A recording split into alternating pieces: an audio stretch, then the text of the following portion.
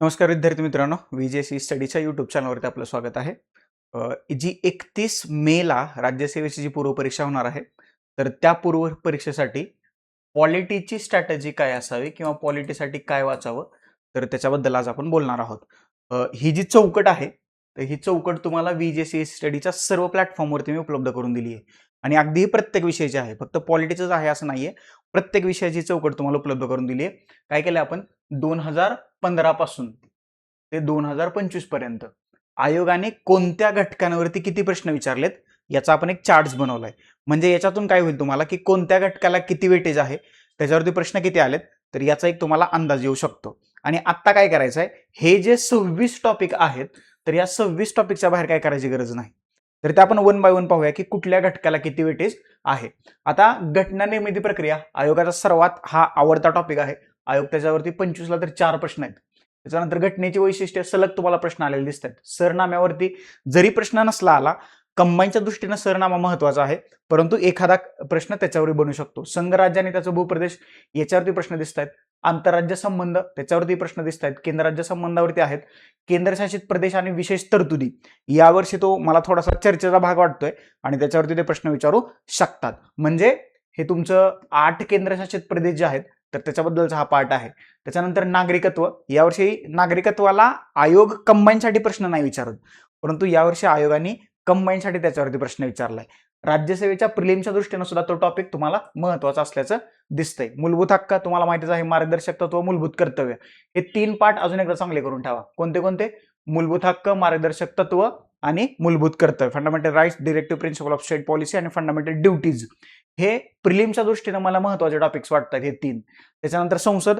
आता हा संसद जो टॉपिक आहे, तर मला वाटतंय यावर्षी तुम्ही काय करायला पाहिजे, संसदेतली जी कायदा निर्मिती प्रक्रिया आहे ना, तर ती व्यवस्थितपणे करून घ्या.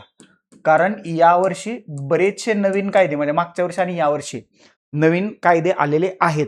तर त्या अनुषंगानं ही जी लॉ मेकिंग प्रक्रिया आहे, तर ती कशी असते, म्हणजे पहिलं वाचन, दुसरा वाचन, मग समितीकडं, मग ते सभागृहात बिल पारित होतं, मग राष्ट्रपतीची मान्यता आणि मग त्याचा कायदा होतो.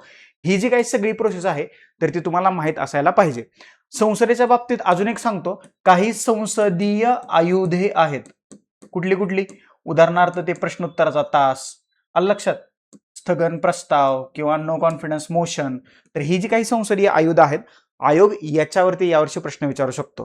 कारण संसदीय कामकाज, म्हणजे आपण वंदे मातरम ला 150 वर्ष पूर्ण झाले, त्या अनुषंगाने संसदेचे त्याच्यावरती 10 तास चर्चा झाली होती. त्याच्यामध्ये संसदेचं सगळं कामकाज जे आहे, तर ते सध्या चर्चेचा विषय आहे. करंटमध्ये सुद्धा ते तुम्हाला चर्चेत असल्याचं दिसतंय. त्याच्यामुळे संसदेच्या बाबतीत या 2 गोष्टी न विसरता तुम्ही पाहणं गरजेचं आहे. कायदा निर्मिती प्रक्रिया, संसदीय आयुध, याच्याशी संबंधित संसदेचे नियम क्रमांक आणि याच्याशी संबंधित राज्यघटनेतली कलम तुम्ही थोडीशी पाहून घेणं अपेक्षित आहे संसद करत असताना, हे लक्षात ठेवा.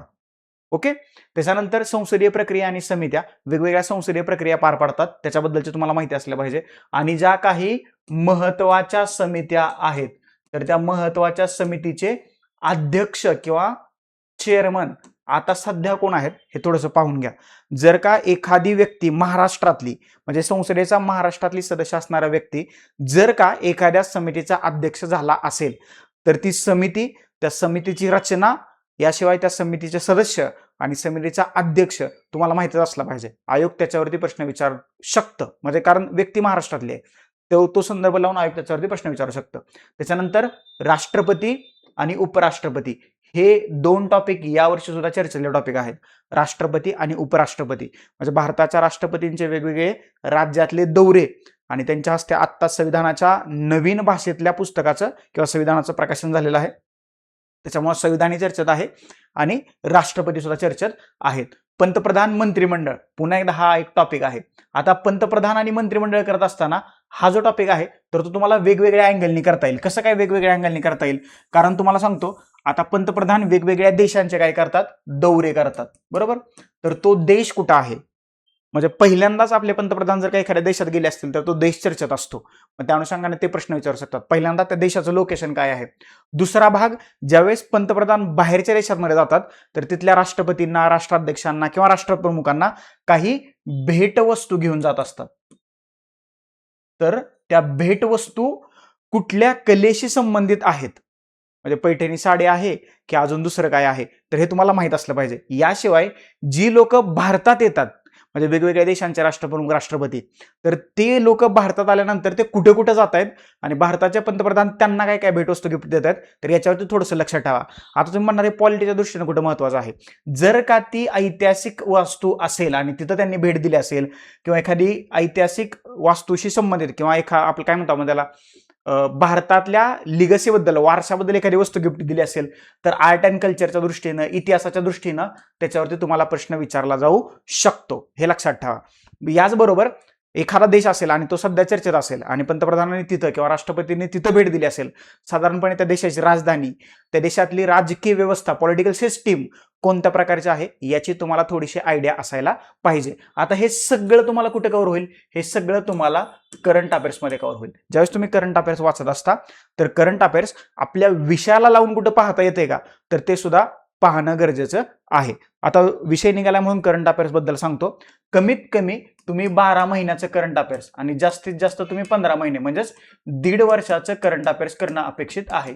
याच्यात जास्त मागं लागू नका, याच्या जास्त मागं जाऊ नका. म्हणजे उगाच 2-3 वर्षाचं करंट अफेअर्स, म्हणजे 2-3 वर्षात जर का ते करंट अफेअर्स असेल तर ते करंट अफेअर्स नसतं, ओके, तो कोर पाठ होऊन बसेल. त्याच्यामुळं कमीत कमी 12 महिने म्हणजे 1 वर्ष, एक्झामचा महिनाच्या अगोदरच्या महिन्यापर्यंत, आणि जास्तीत जास्त 1.5 वर्षाचं करंट अफेअर्स तुम्ही करणं अपेक्षित आहे. त्याच्या बाहेर जाऊ नका. त्याच्या बाहेर जर का तुम्ही गेला, म्हणजे त्याच्या बाहेर जर का प्रश्न आला तर तो तुमचाही चुकणार आहे आणि सगळ्या जनतेचा चुकणार आहे. त्याच्यामुळे जास्त टेन्शन घ्यायची काही गरज नाही. करंट अफेअर्सच्या बाजूने अजून एक महत्वाची गोष्ट सांगतो. जो मुद्दा एखाद्या विषयाच्या बाबतीत चर्चेत आहे, फॉर एक्झाम्पल, आता उदाहरण घ्या फक्त. आता सपोज भारतातले महाराष्ट्रातलं डेप्युटी सीएमचं पद चर्चेत आहे, ओके, कारण पहिल्यांदाच सुनेत्रा पवार यांच्या रूपात महाराष्ट्राला पहिल्या महिला उपमुख्यमंत्री मिळालेल्या आहेत. तर मग आता साधारणपणे तुम्हाला हे उपमुख्यमंत्री आणि सुनेत्रा पवार यांच्याबद्दल तुम्हाला माहितीच आहे. तर आता तुम्ही काय पाहणं अपेक्षित आहे, तर ह्या उपमुख्यमंत्री पदाबाबत राज्यघटनेत किंवा आपल्या पॉलिटीच्या पुस्तकात काय म्हटलंय, तर हे पाहणं गरजेचं आहे. त्याच्यामुळं चर्चेतल्या गोष्टी थोड्याशा कोर पार्टला लावून पहा, ओके. म्हणजे हे फक्त पॉलिटिक्सच्या बाबतीत नाही सांगत, हे मी इकॉनॉमिक्सच्या बाबतीत पण सांगतोय, हे मी हिस्ट्रीच्या बाबतीत पण सांगतोय, हे मी सायन्सच्या बाबतीत पण सांगतोय. प्रत्येक विषयाच्या बाबतीत जो पार्ट सध्या चर्चेत आहे, तर तो पार्ट तुम्ही कोर सब्जेक्टला लावून पाहणं गरजेचं आहे. त्याच्यावरती प्रश्न येऊ शकतात. त्याच्यानंतर कॅग आहे, हे सुद्धा अतिशय चर्चेतलं पद आहे. त्याच्यानंतर आता नियंत्रक आणि महालेखा परीक्षक 148 नंबरचा आर्टिकल आहे, ओके. तर आता त्याच्याबद्दलच्या ज्या काही तरतुदी आहेत तर त्या तुम्ही पाहणं गरजेचं आहे. आणि थोडेसे PYQ वरती लक्ष द्या. PYQ बद्दल मी वेगळं बोलतोय. हे आता सगळे राज्यातले घटक आहेत. राज्यपाल, घटक राज्याचं मंत्रिमंडळ, राज्यपाल हे नेहमी चर्चेत आहेत आणि राज्यपालाशी संबंधित जी 2 कलम आहेत, आर्टिकल 200 आणि आर्टिकल 201, तर याच्याबद्दल काय म्हटलंय तर हे तुम्ही पाहणं गरजेचं आहे. राज्यपालाचे अधिकार पाहून घ्या, म्हणजे कार्यकारी अधिकार, प्रशासकीय अधिकार, कायदेविषयक अधिकार, न्यायविषयक अधिकार आणि त्याला जे काही स्वविवेकाधीन अधिकार दिलेले आहेत, तर या 4 प्रकारच्या अधिकाराची तुम्हाला माहिती असायला पाहिजे. आयोग माझ्या मते यावर्षी त्याच्यावरती प्रश्न विचारू शकतं. कारण आता काय झाले, महाराष्ट्राचे राज्यपाल देशाचे उपराष्ट्रपती झालेत आणि रवी आपले तमिळनाडूचे राज्यपाल, त्यांचा मॅटर सर्वोच्च न्यायालयापर्यंत पोहोचला होता आणि सर्वोच्च न्यायालयाला द्रौपदी मुर्मूंनी 14 प्रश्न विचारले होते. त्याच्यामुळे आर्टिकल 143 सुद्धा चर्चेत आहे. राष्ट्रपती आणि सर्वोच्च न्यायालयाची भूमिका जी आहे तर याच्यावरती थोडासा अभ्यास करून जा, ओके.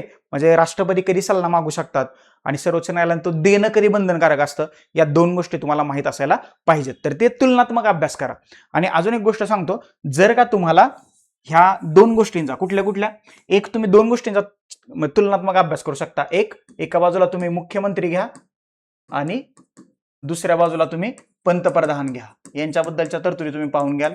त्याच्यानंतर आपण असाच अभ्यास करतो, एका बाजूला राज्यपाल घ्या आणि दुसऱ्या बाजूला राष्ट्रपती घ्या, की जेणेकरून तुम्हाला या गोष्टींमध्ये कोणती कलम आहेत किंवा काय त्यांचे अधिकार आहेत किंवा काय त्यांची कर्तव्य आहेत आणि घटनात्मकरित्या त्यांचं महत्व काय आहे किंवा त्या पदाचं महत्व काय आहे याचा तुम्हाला तुलनात्मक दृष्ट्या किंवा तौलनिक दृष्ट्या अभ्यास करता येईल. हे जर का असं केलं क्लिअर कट डिवायडेशन, तर ते अभ्यास करायला सोपं जातं. आता मी तुम्हाला बऱ्याच वेळेला सांगितलंय, जे राज्यघटनेची ऐतिहासिक पार्श्वभूमी पाहत असताना एक 2-3 कायदे महत्वाचे आहेत. एक आहे 1909चा, दुसरा आहे 1919चा आणि तिसरा आहे 1935चा. आता काही चार्टर ऍक्ट्स आहेत आणि 1947 एक कायदा आहे. आता हे सहसा हे 3 कायद्यांवरती प्रश्न येतो. तर माझं काय मत असतं, बनवा ना असे 3 कॉलम. इथं लिहा 1909च्या कायद्यात काय तरतुदी आहेत, इथं लिहा 1919च्या कायद्यात काय तरतुदी आहेत, आणि इथं लिहा 1935च्या कायद्यात काय तरतुदी आहेत.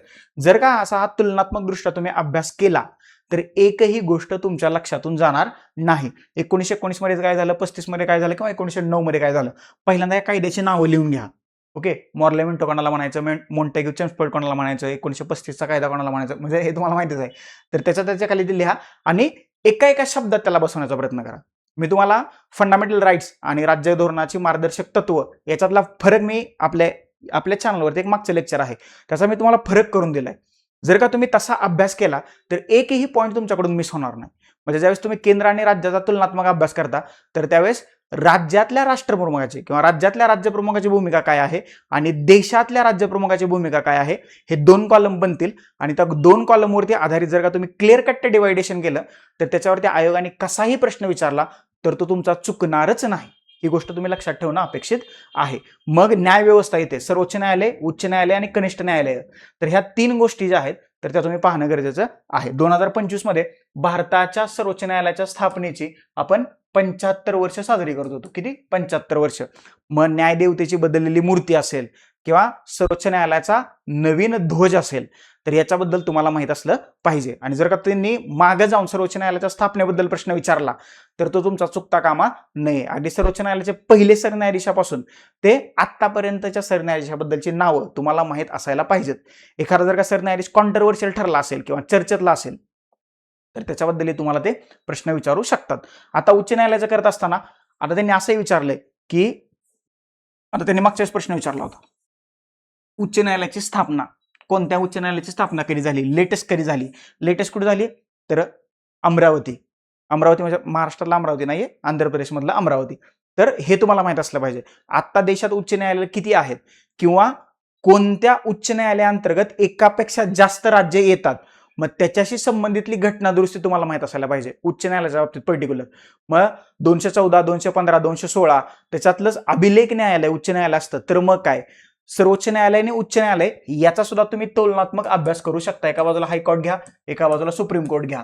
मग यांचं रीटची पॉवर काय आहे ते तुम्हाला माहित असलं पाहिजे. म्हणजे सर्वोच्च न्यायालय कधी रीट काढू शकतं, उच्च न्यायालय कधी रीट काढू शकतं. आता मी एक आपल्या कंबाईनच्या एक्झामला तो प्रश्न मी सेट केला होता. तर हे तुम्हाला माहित असलं पाहिजे. यांचे अधिकार काय आहेत उच्च न्यायालयाचे, सर्वोच्च न्यायालयाचे अधिकार काय आहेत, यांची कर्तव्य काय आहेत, यांची कर्तव्य काय आहेत. याचबरोबर याच्या घटनात्मक तरतुदी कुठं आहेत, याच्या घटनात्मक तरतुदी कुठं आहेत. बस झालं, संपला विषय. एवढंच करायचं. याच्या बाहेर तर आयोग काही प्रश्न जात नाही. आणि ते आपण ते सगळं आपल्याला माहितीच आहे. पात्रता काय आहेत ते आपण करतोयच. येते का लक्षात. आणि याला थोडीशी PYQ ची जोड दिली तर हा वन ऑफ द बेस्ट अभ्यास होऊ शकतो. याच्या बाहेर प्रश्न जाणारच नाही जर का हे तुम्ही असा अभ्यास करत असाल तर. आपल्याला काय सवय असते, आपण नोट्स बनवतो, असे पानाच्या पाना लिहून काढतो आणि एक्झामच्या अगोदर ते काय आपल्याकडून रिवाइज होत नाहीत. आणि नाही रिवाइज झालं तर मग त्याचं आउटपुट काय असतं, 0 असतं. मग मेहनत वाया. त्यापेक्षा असं करा आणि एक एक शब्द लिहा. मी म्हणत नाही अशा लाईनच्या लाईन लिहा, एक एकच शब्द असा क्लिअर कट डिवायडेशन करा आणि मग ते तुमच्या व्यवस्थितपणे लक्षात राहू शकतं. मग आता हे लोकपाल आणि लोकायुक्त, ह्या लोकपाल आणि लोकायुक्तावरती प्रश्न येतोय.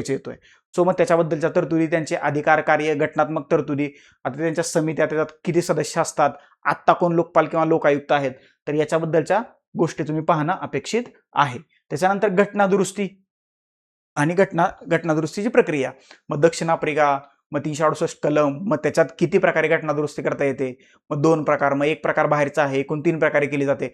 या सगळ्या गोष्टी तुम्हाला माहित असायला पाहिजेत. आणि घटना दुरुस्ती करत असताना शक्यतो काय करायचं, म्हणजे आत्ता 100 नंतरच्या सगळ्या घटना दुरुस्ती करणं तुम्ही अपेक्षित आहे. आणि 100च्या अगोदरच्या ज्याच्यावरती आयोगाने वारंवार प्रश्न विचारलाय अशा आणि प्लस चर्चेतल्या घटना दुरुस्ती म्हणजे 42 आहे, 44 आहे, 73 आहे, 74 आहे. आयोग याच्यावरती प्रश्न विचारतच आणि हा तर आपला पार्टच आहे पंचायती राज, म्हणजे करायलाच पाहिजे 73 आणि 74 घटना दुरुस्ती. याशिवाय 7वी आहे, 24 आहे, 25 आहे. ह्या घटना दुरुस्त्या महत्वाच्या आहेत की ज्याच्याबद्दल आयोग प्रश्न विचारू शकतं. आता घटना दुरुस्त्याचं पाहता 8व्या परिशिष्टाशी संबंधित ज्या काही 3 घटना दुरुस्त्या आहेत त्या तुम्हाला माहितच असायला पाहिजेत. याशिवाय 86वी घटना दुरुस्ती, याशिवाय आपली काय भाषेशी संबंधित या घटना दुरुस्ती आहेत बरं का. हे तुम्हाला माहित असायला पाहिजे, कारण आता सध्या थोडासा भाषिक मुद्दा चर्चेत आहे. 8वं परिशिष्ट असेल, त्याच्यामधल्या अगोदरच्या 14 भाषा आणि आता एकूण 22 भाषा झालेल्या आहेत. याशिवाय अभिजात भाषा, क्लासिकल लँग्वेजेस आता टोटल 11 झालेल्या आहेत. 2023 मध्ये मराठीसह ज्या 5 भाषांना अभिजात भाषेचा दर्जा दिलेला आहे, तर तो तुम्हाला माहित पाहिजे. त्याचा क्रायटेरिया तुम्हाला माहित पाहिजे. मग पहिली अभिजात भाषा कोणती, त्याच्याबद्दल ते विचारू शकतात. याशिवाय राज्यघटनेचा भाग 17 ज्याच्यामध्ये काय म्हटलंय, कार्यालयीन भाषा. आता हा कार्यालयीन भाषेमध्ये त्यांनी कंबाईनला एक प्रश्न विचारला होता बघा, ओके, 349 वरचा. तर त्या आत्ता तुम्हाला राज्यसेवेला याच्याबद्दल हे इन डिटेल इन डेप्थ मध्ये प्रश्न विचारू शकतात. त्याच्यामुळे हा कार्यालयीन भाषेचा जो भाग आहे आणि त्याच्या अंतर्गत येणारी जी कलम आहेत, तर ती सुद्धा थोडीशी आपल्याला महत्वाची दिसतात. आता आणीबाणी हा यावर्षीचा हॉट टॉपिक आहे. आणीबाणी कारण तुम्हाला काय सांगतोय, कारण यावर्षी घटनेचेच म्हणतोय, आणीबाणीची 50शी साजरी करतोय आणि वेगवेगळ्या चर्चा सुद्धा त्या अनुषंगाने होत आहेत.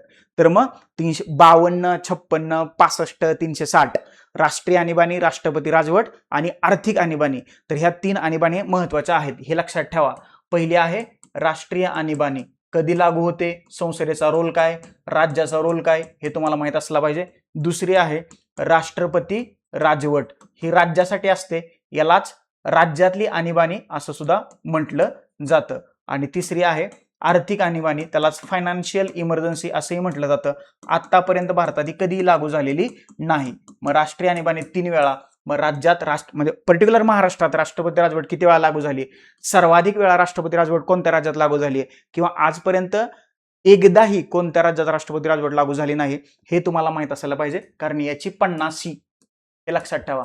आणि जी 3 वेळा राष्ट्रपती राजवट राष्ट्रीय आणीबाणी भारतात लागू झाली होती, तर त्यावेळेला भारताचे पंतप्रधान कोण होते आणि त्याच वेळेला भारताचे राष्ट्रपती कोण होते, या 2 गोष्टी तुम्हाला माहित असायला पाहिजे. म्हणजे हे चर्चेत आहे, करंट अफेअर्स मध्ये असेल तर तुम्ही त्याच्याबद्दल वाचता हे तुम्हाला माहितच असेल. त्याच्यामुळे या 2 गोष्टी तुम्ही लक्षात ठेवणं अपेक्षित आहे. आणि याच्या संबंधीची कलम, संसदेचा रोल काय, राष्ट्रपती राजवटीच्या बाबतीत राज्यपालांचा रोल काय, राष्ट्रपतींचा रोल काय, हे तुम्हाला माहित असायला पाहिजे. मी म्हणतो याचा सुद्धा काय करा, याचा सुद्धा एक चार्ट बनवा. कसा बनवायचा याचा चार्ट सांगतो. आता पहिल्यांदा 2 गोष्टीची तुलना करा. एका बाजूला घ्या राष्ट्रीय आणीबाणी आणि दुसऱ्या बाजूला घ्या राष्ट्रपती राजवट, बरोबर. आता काय करायचं, याची कलम पहिला लिहून काढा, कोणत्या कलमांतर्गत आहे. मग इथल्या इथल्या राष्ट्रपती त्याचा रोल काय असतो राष्ट्रीय आणीबाणीच्या बाबतीत, इथल्या राज्यपाल त्याचा रोल काय असतो लिहा, इथल्या संसदेचा रोल काय असतो, ओके, इथल्या संसदेचा रोल काय असतो, इथल्या राज्याचा रोल काय असतो, इथल्या राज्याचा रोल काय असतो. कारण असं हे खूप सोपं आहे, हे तुम्हाला लक्षात ठेवायला खूप सोपं जाईल. आणि मग याच्यावरती जर का फिरवून त्यांनी प्रश्न विचारला तर तोही तुम्हाला सुटेल. आणि हे करत असताना थोडंसं त्याला PYQचा टच द्यायचा, की बाबा राष्ट्रीय आणीबाणीबद्दल आयोगाने कसा प्रश्न विचारलाय किंवा राज्यवटीबद्दल कसा प्रश्न विचारलाय, तर ते तुमच्या व्यवस्थितपणे लक्षात राहील. जर्मनी की जपान म्हणजे राष्ट्रीय आणीबाणी चालू असेल तर 20 आणि 21 त्याचं उल्लंघन होत नाही. तर मग आपण हे जपानकडून घेतलंय का जर्मनीकडून घेतलंय, याच्याबद्दल सुद्धा आयोग प्रश्न विचारू शकतं, तेही तुम्हाला माहित असायला पाहिजे. तर असा थोडासा काय करा, विभाजून अभ्यास करण्याचा प्रयत्न करा, ते तुम्हाला सोपं जाऊ शकतं. ओके, आलं लक्षात. त्याच्यानंतर संविधानिक आणि असंविधानिक संस्था. आता सगळ्यात पहिल्यांदा तुमच्याकडे एक चार्ट असला पाहिजे. कुठला चार्ट असला पाहिजे, पहिल्यांदा लिहा संविधानिक संस्था. म्हणजेच काय, या संस्थांबद्दल राज्यघटनेत काही विशिष्ट किंवा डेडिकेटेड कलम असतात. उदाहरणार्थ केंद्रीय किंवा भारताचा निवडणूक आयोग आहे ना, केंद्रीय निवडणूक आयोग, त्याच्याबद्दल कलम आहे का हो, तर आहे. किती आहे, तर 324 आहे. याचबरोबर 243K मध्ये राज्याच्या निवडणूक आयोगाची तरतूद आहे, म्हणजे तो सुद्धा कसला आहे, घटनात्मक आहे. मग दुसरा, तिसरा, चौथा अशी एक लिस्ट बनेल. ह्या सगळ्या संविधानिक म्हणजेच कसल्या बॉडीज आहेत, कॉन्स्टिट्युशनल बॉडीज आहेत.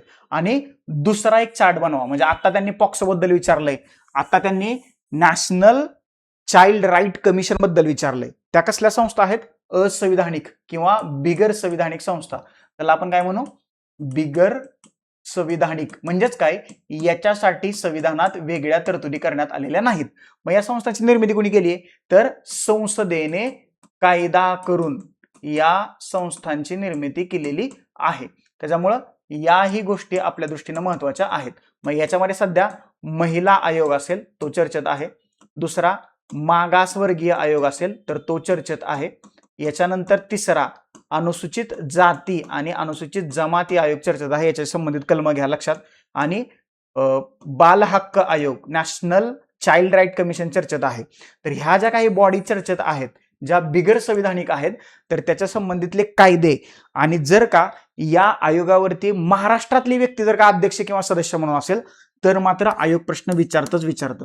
कारण राष्ट्रीय महिला आयोगाच्या अध्यक्ष विजया रहाटकर झालेल्या आहेत की ज्या महाराष्ट्राच्या महिला आयोगाच्या अध्यक्ष होत्या. महाराष्ट्राच्या महिला आयोगाचं अध्यक्षपदी सध्या चर्चेत आहे. साधारणपणे ते त्याच्यावरती प्रश्न विचारू शकतात. म्हणजे राज्य महिला आयोगाच्या कॉम्पोजिशन रचना असेल किंवा कधी स्थापन झाला किंवा कायदा कधीचा याच्याबद्दल प्रश्न विचारला जाऊ शकतो. तर तेही तुम्हाला व्यवस्थितपणे माहीतच असायला पाहिजे. तर याचं सुद्धा असं क्लिअर कट डिवायडेशन करा. एका बाजूला संविधानिक संस्था, एका बाजूला बिगर संविधानिक संस्था किंवा असंविधानिक संस्था, constitutional and non constitutional bodies असं त्याला इंग्लिशमध्ये म्हटलं जातं. आणि शेवटचा आपला 26वा टॉपिक जो आहे तर त्याचं नाव आहे पंचायती राज. आता हा थोडासा इंटरेस्टिंग टॉपिक आहे.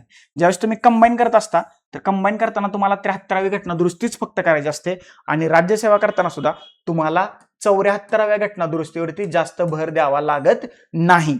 जर का 74व्या घटना दुरुस्तीच्या अनुषंगानं एखादा भाग जर का चर्चेत असेल तरच तो व्यवस्थितपणे करून घ्या. मात्र 73वी घटना दुरुस्ती करत असताना व्यवस्थितपणे करा. याच्यातलं जे ग्राम प्रशासन आहे ते तुम्हाला व्यवस्थितपणे माहीत असायला पाहिजे. आणि 74वी घटना दुरुस्ती करत असताना 8 संस्था, त्याच्याशी संबंधित मंत्रालय आणि याच्या सदस्य नियुक्तीची प्रक्रिया किंवा निवडीची प्रक्रिया तुम्हाला माहीत असायला पाहिजे. मग 74 आणि 73व्या घटना दुरुस्तीशी संबंधित कलम, भाग, परिशिष्ट, किती विषय आहेत याची एक तुम्हाला बेसिक आयडिया असायला पाहिजे की जी तुम्हाला PYQच्या माध्यमातून मिळेल. याच्यावरती म्हणजे काय 10 प्रश्न असतात का याच्यावरती? नाही, 2-3 प्रश्न असतात आणि ते जर का तुम्ही व्यवस्थित केले. म्हणजे मी काय म्हणतोय, आता नागरी स्थानिक स्वराज्य संस्था आणि ग्रामीण स्थानिक स्वराज्य संस्था याच्या निवडणुका आहेत. तर मग तुम्हाला 243 माहित पाहिजे, राज्य निवडणूक आहे. 243 माहित पाहिजे तुम्हाला, राज्य वित्त आयोग आहे. ओके. आणि बाकीच्या पंचायतीतलं आरक्षण 243 ते 243 ओ पर्यंत आणि 243 ते 243 ZG पर्यंत ही जी कलम आहेत ते तुम्हाला माहीत असायला पाहिजेत. मग भाग 9, भाग 9A, परिशिष्ट 11, परिशिष्ट 12 आणि त्याच्यातले जे काही विषय आहेत तर याची तुम्हाला बेसिक आयडिया असायला पाहिजे. हे झालं पंचायत राजच्या बाबतीत. आणि जर का याला तुम्ही करंटचा टच दिला तर one of the best source होईल. जे चर्चेत आहे ते कोर पार्टमधून तुम्ही करून घेणं अपेक्षित आहे. आता घटना निर्मिती प्रक्रिया पाहत असताना म्हणजे आता थोडंसं हे जे पहिलं जे विश्लेषण राहिलं होतं त्याच्याबद्दल मी सांगतो तुम्हाला आणि मग आपण पुढे जाऊया. आता घटना निर्मिती प्रक्रिया पाहत असताना घटनेची निर्मिती करत असताना ज्या 22 समित्या काम करत होत्या तर त्या समित्या, त्याचं नाव आणि त्याचा अध्यक्ष कोण होतं हे तुम्हाला माहित असायला पाहिजे. आणि स्थापना कधी झाली. याशिवाय इथे ज्या निवडणुका झाल्या होत्या ना, निवडणुका घटना निर्मितीसाठी म्हणजे घटना संविधान सभेच्या निर्मितीसाठी, तर ती निवडणुका कोणत्या पक्षाला किती सदस्य मिळाले तर ते तुम्हाला माहित असायला पाहिजे. आणि या 22 समित्या, त्याचा अध्यक्ष, किती दिवस कामकाज चाललं, महत्वाच्या डेज अँड डेट्स, तारखा आणि त्या दिवशी आपण काय केले. बरोबर. राष्ट्रगान आणि राष्ट्रगीत, नॅशनल अँथेम आणि नॅशनल सॉन्ग 24 जानेवारीला स्वीकारलं, 25 जानेवारीला स्वीकारलं की 26 जानेवारीला स्वीकारलं, याच्यावरती प्रश्न बनू शकतो. कारण वंदे मातरम याला स्वीकारून झालेली आहेत 150 वर्ष. मग बंकिमचंद्र चॅटर्जी यांची आनंदमठ कादंबरी आणि त्या कादंबरीशी संबंधित महत्वाचे मुद्दे आणि हे कुठे लागते, मग हे घटना निर्मिती प्रक्रियेशी संबंधित असणारा टॉपिक आपल्याला पाहायला मिळतो. राज्यघटनेची वैशिष्ट्ये आहेत बघा. आता आपण कुठल्या देशाकडून काय स्वीकारलेलं आहे, बरोबर, तो देश आणि त्या देशातून स्वीकारलेल्या तरतुदी या आपल्याला माहीत असायला पाहिजेत. आणि राज्यघटनेची वैशिष्ट्य म्हणजे रिजिड आहे, फ्लेक्झिबल आहे, सर्वात मोठी लिखित राज्यघटना आहे, संघराज्य व्यवस्था आहे, एकेरी नागरिकत्व आहे, ओके, सिंगल ज्युडिशियल सिस्टीम आहे. तर ही सगळी वैशिष्ट्ये आहेत आणि त्या वैशिष्ट्याचा अभ्यास करत असताना थोडेसे PYQ बघत चला. म्हणजे तुम्हाला एक लक्षात येईल की आयोग कोणत्या घटकांवरती सातत्याने आणि वारंवार प्रश्न विचारत आहे. त्याच्यानंतर सरनामा म्हणजेच काय, राज्यघटनेचं प्रिअम्बल, त्या प्रिअम्बलशी संबंधित एक घटना दुरुस्ती, त्याच्यातल्या महत्वाच्या संकल्पना आणि 3 महत्वाचे खटले. की पहिल्या खटल्यात म्हटलं की त्यांनी बिरोबार युनियनमध्ये म्हटलं होतं त्यांनी की हा भाग नाहीये, केशवानंद भारतीमध्ये म्हटलं की हा भाग आहे, आणि मग LIC ऑफ इंडिया केसमध्ये म्हटलं की हा राज्यघटनेचा अविभाज्य भाग आहे, याच्यामध्ये तुम्ही दुरुस्ती करू शकता पण बेसिक स्ट्रक्चरला डोंट टच. म्हणजे बेसिक स्ट्रक्चरला धक्का न लावता तुम्ही याच्यामध्ये दुरुस्ती करू शकता. संघराज्य आणि त्याचा भूप्रदेश हा अतिशय महत्वाचा टॉपिक आहे. म्हणजे राज्यघटनेचा भाग 1 त्याच्यातले 1 ते 4 कलम, त्या कलमांमध्ये काय तरतुदी आहेत हे तुम्ही पहा. म्हणजे कुठलं कलम भारतात सध्या अस्तित्वात असणाऱ्या राज्याबरोबर डील करतं आणि कोणतं कलम भारताचा भाग नसणाऱ्या भूप्रदेशाबरोबर डील करतं हे तुम्हाला व्यवस्थितपणे माहित असायला पाहिजे. 4च कलम आहेत आणि मला वाटतं यावर्षी आयोग याच्यावरती कधीतरी प्रश्न विचारला वर्षभरात, तर ती व्यवस्थितपणे करून घ्या. आंतरराज्य संबंध पाहत असताना इंटरस्टेट काउन्सिल, आंतरराज्य परिषद तुम्हाला माहित असला पाहिजे. मग ती घटनात्मक आहे की बिगर घटनात्मक आहे याची तुम्हाला आयडिया असायला पाहिजे. मग 263 काय म्हणतंय, 262 काय म्हणतंय हे पाहणं तुम्ही तिथं गरजेचं आहे. केंद्र राज्य संबंध, प्रशासकीय संबंध, कायदेविषयक संबंध आणि वित्तीय संबंध, राज्यघटनेचा भाग 11 आणि भाग 12 आणि त्याच्यातल्या सगळ्या तरतुदी तुम्हाला माहित असायला पाहिजे. जर का मी म्हटलं कलम 360 काय आहे, आणीबाणीशी संबंधित आहे, कुठली, वित्तीय आणीबाणी, मग केंद्र राज्य वित्तीय संबंध राज्यघटनेच्या कुठल्या भागात येतात आणि ती कलम कुठून कुठपर्यंत आहेत तर याची तुम्हाला आयडिया असायला पाहिजे. मग वित्त आयोग कलम 280 त्याच्यातल्या तरतुदी आता कितवा चालू आहे हे तुम्हाला माहित असायला पाहिजे. त्याचे अध्यक्ष कोण आहेत. आता हा इकॉनॉमिक्सचा भाग आहे तरी सुद्धा तुम्ही त्याच्याबद्दल पाहणं अपेक्षित आहे. केंद्रशासित प्रदेश आणि त्याच्याबद्दलच्या विशेष तरतुदी, भारतातले जे 8 केंद्रशासित प्रदेश आहेत त्याची नावं, त्याच्या राजधान्या, कुठल्या राज्यात कुठल्या केंद्रशासित प्रदेशात विधानसभा आहे तर आता ती फक्त 3 आहे. पहिला आहे दिल्ली की जिथली विधानसभेची सदस्य संख्या 70 आहे. दुसरा आहे पुद्दुचेरी जिथली आहे 40 आणि तिसरा आहे JNK, इथं टोटल 124 आहे. भारतासाठी 108 आहे हे लक्षात ठेवा आणि POK साठी राहिलेल्या जागा आहेत. तर ह्या 3 केंद्रशासित प्रदेशांची तुम्हाला माहिती असायला पाहिजे. या 3 केंद्रशासित प्रदेशापैकी कुठल्या केंद्रशासित प्रदेशाला स्वतःचं उच्च न्यायालय आहे हे तुम्हाला माहित असायला पाहिजे. म्हणजे JNK वरती त्यांनी प्रश्न विचारून झालाय, हे 370 रिवोक केल्यानंतर किंवा काढून टाकल्यानंतर आता ते चर्चेत आहे. मग JNK मधून दुसरा कुठला केंद्रशासित प्रदेश निर्माण केलाय तर त्याचं नाव आहे लडाख. लडाख आता सध्या भारतातला क्षेत्रफळाच्या दृष्टीने सर्वात मोठा केंद्रशासित प्रदेश आहे, परंतु लडाखला मात्र विधानसभा नाही हे लक्षात ठेवा. मग 170 मध्ये कलम 170 मध्ये विधानसभेची रचना दिली आहे. मग तुम्हाला आर्टिकल 169 माहित असायला पाहिजे. एखाद्या राज्यात विधान परिषद निर्माण करणं किंवा रद्द करण्याची तरतूद ह्या 169 मध्ये करण्यात आलेली आहे हे लक्षात ठेवा. 169, 170, 171, 168, 168 राज्य विधिमंडळाशी संबंधित असणारा कलम आहे तर हे तुम्हाला माहित असायला पाहिजे. नागरिकत्व, मूलभूत हक्क, मार्गदर्शक तत्व आणि मूलभूत कर्तव्य हे जे 4 महत्वाचे पार्ट्स आहेत तर याच्याबद्दलची कलम तुम्ही पाहून घेणं आता अपेक्षित आहे आणि आयोग तुम्हाला आता त्याच्यावरतीच प्रश्न विचारू शकतं. म्हणजे नागरिकत्व आणि त्याच्याबद्दलची कलम हे तुम्ही पहा. कलमे पाहणे, फंडामेंटल राईट्स, कलमे महत्वाचे आहेत आणि त्याच्याबद्दलच्या तरतुदी. त्याच्यानंतर DPSP, कलम आणि तरतुदी हे लक्षात ठेवा. आणि राहत राहिलं काय, फंडामेंटल ड्युटीज, कलमे. आता हे जे 4 पार्ट आहेत तर हे कलमांवर फिरणारा पार्ट आहे. याच्यातली आर्टिकल्स खूप महत्वाचे आहेत आणि त्या आर्टिकल्स अंतर्गत येणाऱ्या तरतुदी म्हणजे तुम्ही पाठच करत असता. म्हणजे मी खूपच वेळा सांगितलं की नका कलम पाठ करत जाऊ, कारण ज्यावेळेस तुम्ही पहिलं कलम वाचता किंवा पाठ करता आणि ज्यावेळेस आता 450 कलमापर्यंत पोहोचता त्यावेळेस मधलं काय विचारलं तरी ते आपल्याला समजत नाही. म्हणून मी काय सांगत असतो, सध्या जी कलम किंवा जी आर्टिकल्स चर्चेत आहेत तेवढीच आर्टिकल कोर पार्ट मध्ये जाऊन व्यवस्थित करून घेण्याचा प्रयत्न करा. याच्या पलीकडे तुम्ही काही नाही केलं तरी चालेल, कारण आयोग त्याच्यावरतीच प्रश्न विचारतो. 19, 20, 21, 22 मी मागे किती वेळा सांगितलं होतं की बाबा हे 4-5 आर्टिकल चर्चेत आहेत, आयोग त्याच्यावरती प्रश्न विचारेल. राज्यसभेला विचारला, कंबाईन मेन्सला विचारला, कंबाईन प्रिलिम्सला पण विचारला. आता हे आणीबाणीशी संबंधित आर्टिकल्स कुठली कुठली करायची, आणीबाणी याच्याशी संबंधित जे आर्टिकल्स आहेत तर ते तुम्ही करणं अपेक्षित आहे. त्याच्यानंतर भाषेशी संबंधित जिथे जिथे आर्टिकल्स आहेत तर ते तुम्हाला माहित असायला पाहिजेत. याच्यानंतर राष्ट्रपतीशी संबंधित जे महत्वाचे आर्टिकल्स वाटतायत ती, त्याच्यानंतर सर्वोच्च न्यायालयाशी संबंधित जे आर्टिकल्स वाटतायत ती, त्याच्यानंतर राज्यपाल आणि त्याच्या अधिकाराबद्दल जी महत्वाची आर्टिकल्स वाटतायत ती. तर हे मला थोडेसे सेन्सिटिव्ह टॉपिक वाटतात की याच्यावरती आयोग तुम्हाला प्रश्न विचारू शकतं ह्या कलमांबद्दल. आणि मग जी बाकी सगळी चर्चेत कलम आहेत तर ते तुम्ही व्यवस्थितपणे करणं अपेक्षित आहे. तर अशा रीतीनं आता तुम्ही रिव्हिजनच्या फेजमध्ये असाल किंवा काही लोकांच्या या विषयाची एक रिव्हिजन ही झाली असेल. मग आता राहिलेल्या दिवसात काय करायचं तर तो प्लॅन थोडासा महत्वाचा आहे. मी तुम्हाला सांगेन, म्हणजे मार्च आहे, एप्रिल आहे आणि मे आहे, म्हणजे शेवटचे 60 दिवस तुमच्याकडे आहेत. म्हणजे हा मार्च तर संपलाय. तर आता करायचं काय, नवीन काहीही वाचायचं नाही.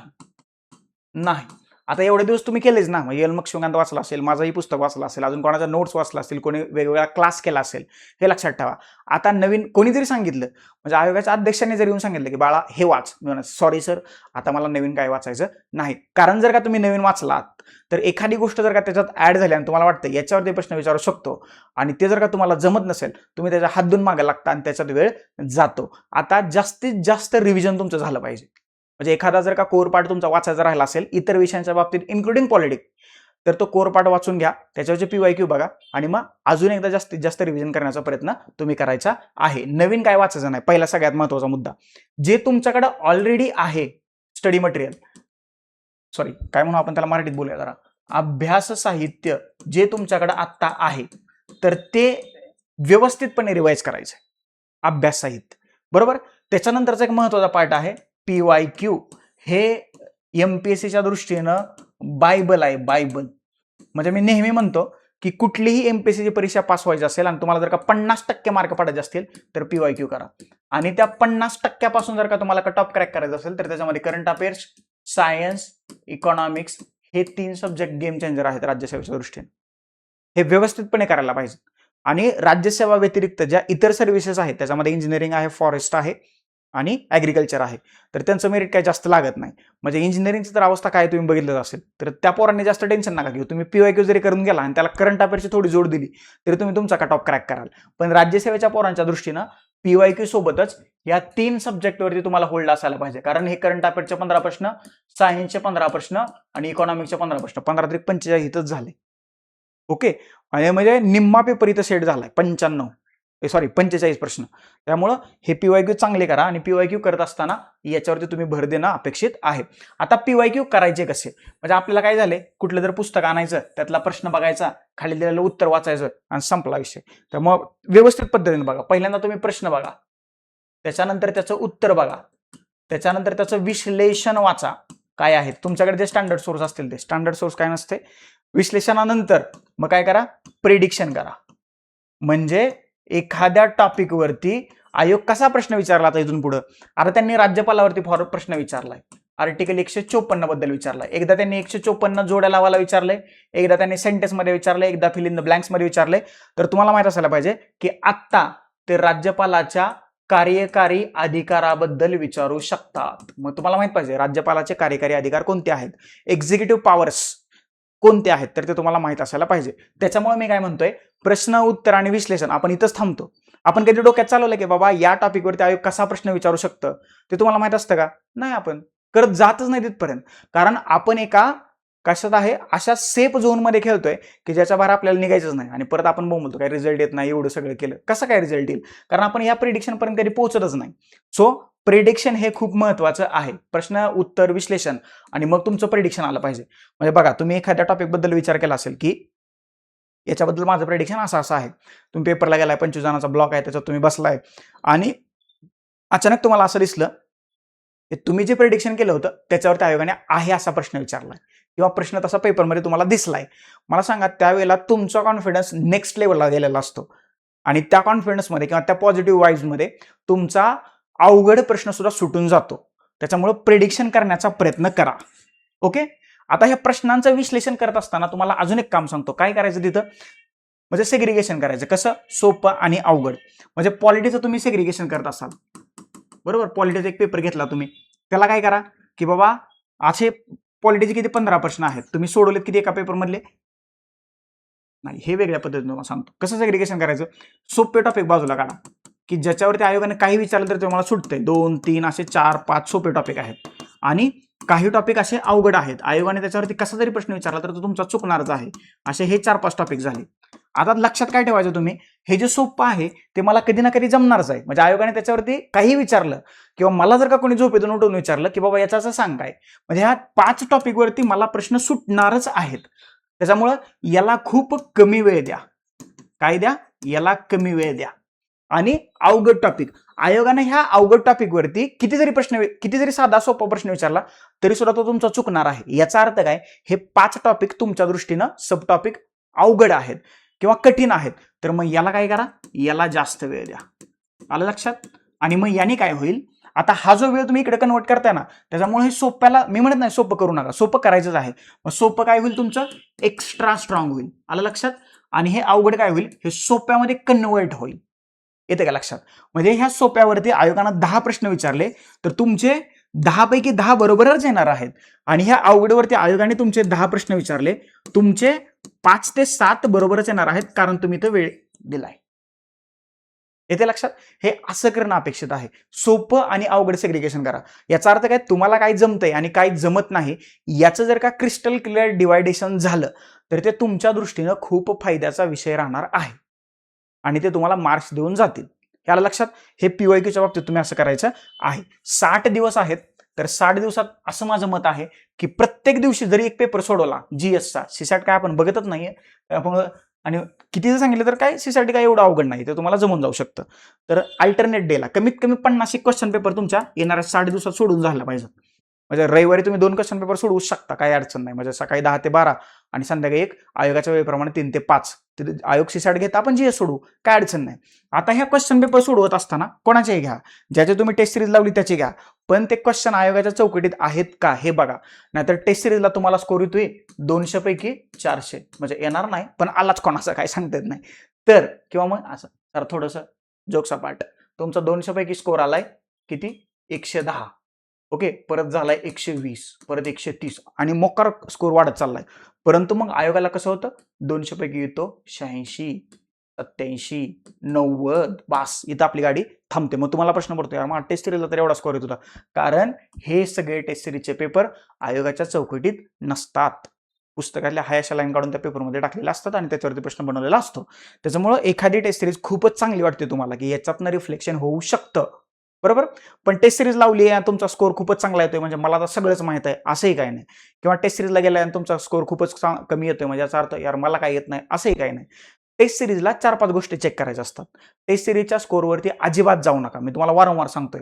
काय करायचं असतं टेस्ट सिरीजला, 1, आपण 100व्या प्रश्नापर्यंत पोहोचतोय का, 2, आपल्याला वेळ पुरतोय का, 3, आपली अॅक्युरेसी म्हणजेच अचूकता किती आहे, 4, आपल्या चुका किती होत आहेत, आणि 5, पेपर कव्हर होतोय की नाही. या 5 गोष्टींवरती लक्ष द्या, बास. आणि ओएमआर फिलअप करत असताना, म्हणजे बरं झालं त्यांनी ते 5 गोलवाला काढून टाकले, आता 4 गोलवालीच ओएमआर आहे. ओएमआर फिलअप करत असताना आपण म्हणतो ना, अरे मला 2 ला सर्कल करायचा होता, तो 3 ला झालाय. ह्या सगळ्या चुकांवरती काम जे करायचं तर ते टेस्ट सिरीजमध्ये करायचं. जर का तुम्ही पेपर आणून तुम्ही रिडिंगला किंवा घरी किंवा जिथं अभ्यास करताय तिथे जरी सोडवणार असाल तरी शक्यतो आयोगाची वेळ पाळा, कारण 10 ते 12 आयोगाचा पेपर आहे, शक्यतो 10 ते 12च पेपर सोडवा, कारण तुम्ही त्या वेळेलाही मॅच झाला पाहिजे ना. आणि ऑफलाईन जर का तुम्ही टेस्ट सिरीजला जात असाल तर प्लीज माझी रिक्वेस्ट आहे, आयोगाच्या पेपरला चाललोय असं समजून जावा. जरी तुमचा अभ्यास झाला नसेल तरी चालेल. नाहीतर पेपर आहे 10ला, तुम्ही गेल्या 10 वाजून 5 मिनिटांना बाजीरावासारखा, काय उपयोग आहे त्याला. मग थोडंसं सिरियस व्हा. मग क्लासवाले जरी सिरियस नसतील तरी तुम्ही सिरियस व्हा. टेस्ट सिरीजच्या बाबतीत मी नाही बोललेलो, बरं, म्हणजे मला आपण माहिती आहे आपण वेगळ्या पद्धतीने खूप चांगलं काम करतोय टेस्ट सिरीजवरती, एका वेगळ्या प्लॅटफॉर्मवरती. सो मग ते तुम्हाला तसंही करता येईल. सो टेस्ट सिरीजचा पेपर आयोगाच्या पेपर प्रमाणे त्याच्याकडे पहा. ओके, काही जणांच्या रविवारी टेस्ट सिरीज आहेत, तर मग काय करायचं, रविवारीच त्या पेपरचं सगळं विश्लेषण करायचं. म्हणजे प्रश्न, त्याचं उत्तर आणि राहिलेले 3 ऑप्शन का चुकीचे आहेत ते त्याच्यासमोर लिहून घ्या. आणि हे सगळे ज्या लिहिलेल्या टेस्ट पेपर आहेत तर एक्झामला 1 आठवडा कमी असताना त्याचं रिव्हिजन करणं खूप गरजेचं आहे. ओके, आता पॉलिटीचे किती प्रश्न असतात प्रिलिम्सला, 25. किती असतात, 25 असतात का, नसतात. पॉलिटीचे किती प्रश्न आहेत बाबा, 15 प्रश्न पॉलिटीचे आहेत. तर लिहा इथं असं, पॉलिटी 15 प्रश्न आहेत, बरोबर. त्याच्यातले मी किती सोडवलेत, सोडवलेले प्रश्न मी किती सोडवले, मी सोडवले 14. त्याच्यामध्ये बरोबर आलेले प्रश्न किती, माझे प्रश्न बरोबर आले बाबा 13, नाही सॉरी 12 करू, 12. आणि माझे चूक प्रश्न किती आहेत बाबा, 2 आहेत. तर हे 2 टॉपिक कोणते आहेत, एक आहे संसदेवरचा माझा प्रश्न चुकलाय आणि दुसरा तुमचा फंडामेंटल राईट्सवरचा प्रश्न चुकलाय. हे झालं पहिल्या टेस्टचं विश्लेषण. तुम्ही आता दुसऱ्या टेस्टला गेला, दुसऱ्या टेस्टला पॉलिटीचे 15 प्रश्न आहेत, तुम्ही सोडवले 15, बरोबर आले 10 आणि चुकले 5. जर का ह्या चुकलेल्या 5 टॉपिकमध्ये हे वरचे 2 टॉपिक रिपीट होत असतील तर याचा अर्थ संसद आणि फंडामेंटल राईट्स हे तुमचे वीक टॉपिक आहेत, याच्यावरती तुम्हाला अभ्यास करावा लागणार आहे. आलं लक्षात. हे प्रत्येक विषयाला जर का तुम्ही असं अनालिसिस केलं तर समजायचं की काय तुम्हाला येतंय आणि काय तुम्हाला येत नाही याची तुमच्याकडे एक लिस्ट तयार होईल. आणि जे येतंय त्याला कमी वेळ द्या, जे येत नाही त्याला जास्त वेळ द्या. आलं लक्षात? तर या सगळ्या गोष्टी करणं अपेक्षित आहे टेस्ट सिरीजच्या बाजूनं, पीवायक्यूच्या बाजूनं. पीवायक्यूचं अनालिसिस खूप चांगलं करा. कमीत कमी 50 टेस्ट सिरीज सोडवण्याचं टार्गेट ठेवा. म्हणजे पेपरला गेल्यावर असं वाटलं पाहिजे, अरे मी 10 ते 12 दररोजच पेपर सोडवलाय, त्याच्यामुळे मला काय टेन्शन नाही. आपण म्हणतो ना, कसतरी होतंय, पोटात दुखतंय, डोकं दुखतंय, हाताला घामच येतोय, अंगात थरथर कापतंय, भीतीच वाटते, मग जाऊ का नको क्लासमध्ये. हे जर का होऊ द्यायचं नसेल तर पेपरला युज्ड व्हा. टेन्शन नाही आलं पाहिजे. ज्यावेळेस म्हणजे ते कोणालाही होतं म्हणा, किती जरी अभ्यास झाला तरी, पण ते जर का तुम्हाला कमी करायचं असेल तर मग तुम्हाला पेपर सोडले पाहिजे. जास्तीत जास्त ज्यावेळेस तुम्ही पेपर सोडवाल तर त्याने काय होईल, तुम्हाला एक आत्मविश्वास होईल. आत्मविश्वास येईल, होईल नाही, आत्मविश्वास येईल आणि त्याचा परिणाम काय होईल, तुम्हाला पेपर सोपा जाईल. त्याच्यामुळे पेपर सोडवा आणि प्रॉपर अनालिसिस करा. जर का पुण्यात असाल तर तुम्ही मला ऑफलाईन येऊन भेटू शकता. तिथं आपल्याला बऱ्याचशा गोष्टींवरती चर्चा करता येतील. ओके, ऑफिसचा पत्ता मी तुम्हाला खाली डिस्क्रिप्शन बॉक्समध्ये देतो, कुठं भेटायचं ते सांगतो. हे सगळं करताय. आता काही लोक रिव्हिजनच्या फेजमध्ये असतील किंवा काही लोकांचं बेसिक वाचायचं राहिलं असेल तर पॉलिटीच्या बाबतीत तुम्हाला सांगतो काय वाचायचं आणि काय नाही. आणि जर का तुमच्या कोणत्या बॅचेस चालू असतील आणि त्या ऑफलाईन असतील तर त्या आत्ताच्या आत्ता बंद करून टाका. कारण तिकडे 3 तास जात आहेत, कोणतरी नवीन ओळख होते, मग तिकडे चहाला जातो, चला चहा प्यायला, मग चहाला जातो, मग तिथे अर्धा तास जातो, मग गप्पा रंगतात, मग हळूहळू ह्या गप्पा चांगल्या विचारात कन्वर्ट होतात. मग असं असं कन्वर्ट होत होत होत होत गडी दुपारी क्लासला गेलेला रात्री जेवण करून बॅग न्यायलाच घेऊन येतो. सर असं जर का काय होत असेल तर ते थांबवा. शक्यतो ऑनलाईन बॅचेस करा परीक्षेच्या काळात. म्हणजे अगोदर ऑफलाईन केल्या तरी चालतील, पण आत्ता परीक्षेच्या काळात मात्र ऑनलाईनच बॅचेसचा ऍक्सेस मागून घ्या आणि द्या म्हणावं त्यांना, ते देतात. हे करून घ्या. मग नवीन काय वाचायचं नाही आता. ओके, नाहीतर आता असं झालं, लक्ष्मीकांतची नवीन एडिशन आली, घेतून लगेच वाचून टाकतो. होत न हे बाळा, ते होत नसतं. आता काय करायचं, यम लक्ष्मीकांत मध्ये तुम्ही काही हायलाइट, अंडरलाईन किंवा त्याच्या नोट्स काढल्या असतील, पहिला सोर्स. दुसरा सोर्स तुकाराम जाधव युनिक अकॅडमीचं यांचं पुस्तक आहे, तुकाराम जाधव सरांचं, तर ते तुम्ही वाचू शकता. आणि तिसरा पर्याय आहे पॉलिटी PYQ पल्स. याचे लेखक कोण आहे? याचे लेखक मी स्वतः आहे, वैभव शिवडे. बरोबर. एम लक्ष्मीकांत आपल्यासाठी पॉलिटीसाठी बायबल आहे, याच्या बाहेर आयोगाचा प्रश्न जात नाही. याच्यामध्ये थोड्याशा चुका आहेत मराठी ट्रान्सलेशनमध्ये. कारण केस म्हणजे सर्वोच्च न्यायालयात जे केस येतात ना, त्याचं ट्रान्सलेशन त्यांनी प्रकरण दिलंय. ते प्रकरण नसतं बरं का, लक्षात ठेवा. तो खटला असतो, खटला. आलं लक्षात? केसचं ट्रान्सलेशन अस्खलित राज्यशास्त्राच्या परिभाषेत ते खटला असं आहे माझ्या मते, आणि तेच बरोबर आहे. So ignore the mistakes. पण हे लक्ष्मीकांत तुम्ही वाचलं असेल, काही लोकांकडे हिंदी आहे, काही लोकांकडे मराठी आहे आणि काही लोकांकडे काय आहे, ते इंग्लिश मधलं आहे. कुठलंही वाचा, इंग्लिश मध्ये चुका नाही, हे बेस्ट आहे इंग्लिश मधलं, तर ते तुम्ही वाचू शकता. मराठी असेल तर वाचा, त्याला काही प्रॉब्लेम नाही. थोडाफार म्हणजे माझ्या पुस्तकात 1-2 चुका आहेत, असं काही नाही की मी खूप छान आहे. बरोबर, चुका होतात, त्या प्रिंटिंग एरर असतात किंवा टायपिंग मिस्टेक्स असतात किंवा कधी अनावधानानं एखादा खालची डेट वर होती, वरची डेट खाली होते, त्याला काय अडचण नाही. आणि तुकाराम सरांचं पुस्तक ही बेस्ट आहे. जर का तुम्हाला लक्ष्मीकांत वाचायचं नसेल तर तुकाराम जाधव त्याला चांगली रिप्लेसमेंट आहे, one of the best source आहे. मला ते पुस्तक जाम आवडतं, मी ते रेफर करतो, मी ते आजपर्यंत रेफर केले. आणि मग जर का ही 2 पुस्तकं वाचून झाल्यानंतर तुम्हाला पॉलिटी 3 तासात रिवाइज करायचं आहे तर त्याच्यासाठी महाराष्ट्रातला one of the best source म्हणजे polity PYQ pulse by Vaibhav Shivade. आता हे पुस्तक मार्केटमध्ये अवेलेबल आहे. गेल्या 15 वर्षातले सर्व PYQ एका लाईनमध्ये मांडलेत. म्हणजे फक्त पॉझिटिव्ह स्टेटमेंट म्हणजे प्रश्न, त्याचं उत्तर मांडले आणि जे राहिलेले 3 स्टेटमेंट जे आहेत तर ती बरोबर करून त्या पुस्तकात मांडलेत. जवळजवळ 10,000 प्लस वन लाईन झालेत. वन लाईनर नव्हे, वन लाईन म्हणतोय, त्या स्टेटमेंट आहेत सगळे आणि याच्यावरतीच प्रश्न बनतायत. म्हणजे नोव्हेंबर मधल्या राज्यसेवेला 15 पैकी 13 प्रश्नांचा थेट संदर्भ या पॉलिटी PYQ पल्स मधून आहे. कंबाईनला तर 15 पैकी 15 येतात, त्याच्याबद्दल मी काय बोलत नाही, परंतु MPSC प्रिलिम्सला पॉलिटीच्या 15 प्रश्नापैकी 13 प्रश्नांचा थेट संदर्भ या माझ्या पुस्तकातून आहे आणि जे राहिलेले 2 प्रश्न आहेत त्याचा डायरेक्ट नाहीये पण इनडायरेक्टली संबंध माझ्या पुस्तकातून आहे. त्याच्यामुळं ते पुस्तक 3 पार्टमध्ये विभागले. पहिला घटना आणि घटनात्मक प्रक्रिया, दुसरा पंचायत राज आणि तिसरा इन्फो चार्ट्स. पुस्तकाच्या शेवटी 30 पेक्षा जास्त इन्फो चार्ट्स दिलेत. त्याच्यात तुम्हाला पंतप्रधान, राज्यपाल, राष्ट्रपती, आजपर्यंत निवडणूक आयोगाचे मुख्य निवडणूक आयुक्त, घटनात्मक बिघाडणं, घटनात्मक संस्था, सगळी कलमं, सगळे भाग, सगळे परिशिष्ट, महत्वाच्या घटना दुरुस्त्या, हे सगळं पुस्तकाच्या शेवटी दिले आणि अगदी कमी किमतीला हे पुस्तक उपलब्ध आहे. याशिवाय प्रत्येक चॅप्टरचा आम्ही QR कोड तयार केलाय. तो QR कोड स्कॅन केला की तुम्ही कुठे जाऊन युट्यूबला जाऊन फ्रीमध्ये लेक्चर बघू शकता. म्हणजे आपण त्याला म्हणू शकतो महाराष्ट्रातलं पहिलं डिजिटली इनेबल्ड पुस्तक आहे. आणि शेवटी तुम्हाला रिव्हिजनसाठी one of the best source म्हणजे हे polity PYQ pulse by Vaibhav Shivde हे पुस्तक तुम्ही वाचू शकता. आलं लक्षात? ह्या 3 सोर्सच्या बाहेर काय तुम्ही जाऊ नका. आणि प्लीज बऱ्याच जणांना नोट्स वाचायची सवय आहे. मला सांगा तुम्ही नोट्स वाचता कधी हो? म्हणजे तुम्ही ह्याच्यातलं एकही पुस्तक न वाचता डायरेक्ट नोट्सला हात घातलाय. लक्षात ठेवा, आपणच आपल्या पायावरती कुऱ्हाड मारून घेणार आहोत. नोट्स म्हणजे काय असतं की एक्झामला जायच्या अगोदर तुम्हाला काहीतरी कमी वेळात रिवाइज करायचं, त्यावेळेस तुम्ही नोट्स वाचा. पहिल्यांदाच तुम्ही नोट्सवरती आहात तर हे थोडंसं हॉरेबल आहे. प्लीज माझी रिक्वेस्ट आहे, रेफरन्स बुकमधून जावा. तुम्ही MPSCला ग्रँटेड घ्यायला लागला आता की काय मला माहिती आहे, मला येतं या नोट्समधनं. पण नोट्स एक्झाम झाले अपडेट होतात मित्रांनो. आता माझंही पुस्तक आहे तर ते एक्झाम झाल्यानंतर अपडेट होईल. मग मी म्हणेल बघा इथनं येतंय. अरे पण ते मित्रांनो एक्झाम झाले अपडेट होत असतं ना. म्हणजे एवढं कोण खरं बोलत नाही, मी बोलतोय. कारण आत्ताच स्टुडंट या फेजमधनं टीचर या फेजमध्ये आलं. सो आय नो की मुलांच्या काही अडचणी असतात, मुलांचे काही प्रश्न असतात. म्हणजे पैसे काय झाडाचे तोडायचे नाहीत ना. म्हणजे आलंय पुस्तक घ्या नवीन, आलंय पुस्तक घ्या नवीन, असं थोडं जास्त. हां, असतील पैसे तर घ्या. म्हणजे स्पर्धा परीक्षा करत असताना एक स्वतःवरती खर्च करायचा असतो आणि दुसरा पुस्तकांवरती खर्च करायचा असतो. थर्ड पर्सनवरती खर्च करायचा नसतो. ओके, जोक सपाट. जर का तुमच्याकडे जुनी पुस्तकं आहेत आणि तुम्हाला जर का ती अपडेट करणं शक्य असेल, म्हणजे काही काही लोक लिहितात बघा, किती पेननीच लिहितात. लिहा ना, काय अडचण नाही. परंतु लगेच म्हणजे तुम्ही पहिल्यांदाच आलाय, तुमचा पहिलाच अटेम्प्ट आहे, तुम्ही चालले नोट्समधनं, कोणतरी म्हणतंय अरे हे कर, ह्याच्यातनं चांगले प्रश्न येतात. मग एखादा प्रश्न असा जातो की आपल्याला समजतच नाही. नोट्समध्ये सगळ्या गोष्टी इन डिटेल इन डेप्थमध्ये दिलेल्या असतात का? याचं उत्तर आहे नाही. पहिल्यांदाच कशाला नोट्स वाचताय? थोडंसं बॅच करत असाल तर ती लेक्चर व्यवस्थित करा आणि मग रेफरन्स बुक वाचा आणि मग क्वेश्चन पेपर सोडवा आणि मग माझं पॉलिटी PYQ पल्स वाचा. तुम्हाला कळेल की काय दिलं याच्यामध्ये किंवा काय दिलं नाही. MPSC करत असताना काय करायचं यापेक्षा काय करायचं नाही हे तुम्हाला माहित असायला पाहिजे. आणि ते जर का तुम्हाला माहित असेल 100% तुमचे रिझल्ट येतात. त्याच्यासाठीच मी म्हणतो आयोगाची डिमांड समजून घ्या. एखाद्या विषयावरती आयोग कसे, किती, कुठून, कसे प्रश्न विचारतोय हे तुम्हाला माहित असायला पाहिजे. आणि त्याप्रमाणे मग तुम्हाला अभ्यासाच्या रूपाने त्याला सप्लाय करा. हे जर का तुम्हाला गणित जुळवता आलं, संपला तुमचा रिझल्ट 100% येणार.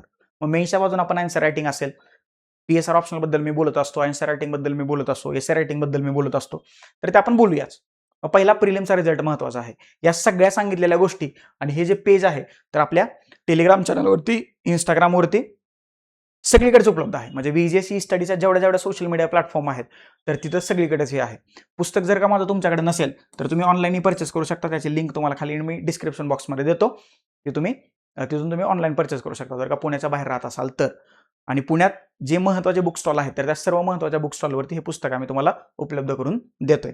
एवढंच माझं तुम्हाला सांगणं आहे की 2026 हे तुमचं स्पर्धा परीक्षेच्या आयुष्यातलं शेवटचं वर्ष असायला पाहिजे. म्हणजे पुन्हा प्री मेन्स इंटरव्ह्यू जर का ह्याच्यात अडकायचं नसेल तर आत्ता खूप डेडिकेटली झोकून देऊन काम करा. म्हणजे स्पर्धा परीक्षा तुमच्याकडून 2 गोष्टी मागतात. एक, काहीतरी तुम्हाला कॉम्प्रोमाइज करायला लागतं आणि दुसरं, स्वतःला एका टाइम फ्रेममध्ये बसवावं लागतं. अभ्यास करून सगळेच अधिकारी होतील याची गॅरंटी शून्य आहे. मग तुम्ही इतरांपेक्षा काय वेगळं करताय? कॉम्प्रोमाइज करताय. अभ्यासाच्या बाबतीत कॉम्प्रोमाइज करत असाल तर वेल अँड गुड. आणि परीक्षा होईपर्यंत स्वतःवरती जास्त प्रेम करा. जर का ते प्रेम इकडे तिकडे जात असेल ना तर त्याला असं एका ठिकाणी दाबून आणा, कॉम्प्रेस करा की ठीक आहे. म्हणजे मी म्हणत नाही आठवड्यातले 7 दिवस 24 तास, महिन्यातले 30 दिवस अभ्यासच करा. कधीतरी असं होईल की थकाल ना, मेंदू आहे ना आपला, कधीतरी थकतोच ना, त्यावेळेला चिल मारा, एक्सप्लोअर करा. पुणे जिथं आहात तिथे एक्सप्लोअर करा. चांगलं खा, चांगलं प्या, चांगलं राहा, चांगल्या गप्पा मारा, चांगलं फ्रेंड सर्कल ठेवा. आलं लक्षात? तर याच्याबद्दल जर का पॉलिटीबद्दल बाकी काही तुमच्या अडचणी असतील तर खाली कमेंट बॉक्समध्ये मला सांगालच. याशिवाय पुण्यात असेल तर एकदा मला ऑफिसला येऊन भेटाल. ऑफिसचा पत्ता मी तुम्हाला डिस्क्रिप्शन बॉक्समध्ये देतोय. आता ऑफिस झालं आपलं, तुम्ही मला तिथेही भेटू शकता.